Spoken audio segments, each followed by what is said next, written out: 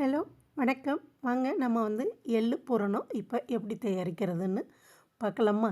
அதுக்கு பாருங்கள், முதல்ல ஏலக்காயை பவுடர் பண்ணி எடுத்துக்கிடுவோம். அப்போ தான் அது எள்ளு பூரணம், தேங்காய் பூரணம் எல்லாத்துக்கும் சேர்க்கலாம். அதில் சர்க்கரை சேர்த்து பவுடர் பண்ணி ஒரு பாட்டிலில் எடுத்து வச்சுக்கிடுவோங்க.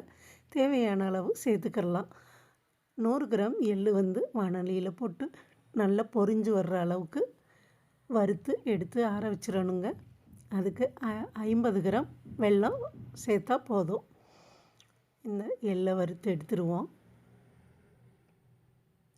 பாருங்கள், வெள்ளை வெள்ளையாக வருது பாருங்கள், அதெல்லாம் அப்படியே பொரிஞ்சு வருது. நல்லா வறுத்துருச்சு, நல்லா ஆறிடுச்சு. இப்போ பாருங்கள், 50 கிராம் வெல்லம் பவுடர் சேர்க்குறேன். அதோட நாம் வறுத்து எடுத்து எள்ளு சேர்த்து ஏலக்காய் பவுடர் கொஞ்சம் சேர்க்கணுங்க. நம்ம மிக்சியில் அரைச்சதுலேயே கொஞ்சம் ஏலக்காய் பவுடர் இருக்குது, அதனால் பார்த்து கொஞ்சமாக சேர்த்துக்கிறலாம். சேர்த்து இதை 1 ஸ்பூன் நெய் சேருங்க. சேர்த்து நல்லா பவுடராக நுணுக்கி எடுத்துகிட்டு நான் இதை மோதகம் மாதிரி இதையே பிடிக்க போகிறேங்க. அதுக்காக தான் நெய் சேர்க்குறேன். வெறும் இதாக இருந்தால் சும்மா அப்படியே எடுத்து நம்ம உள்ளே சேர்த்துக்கலாங்க.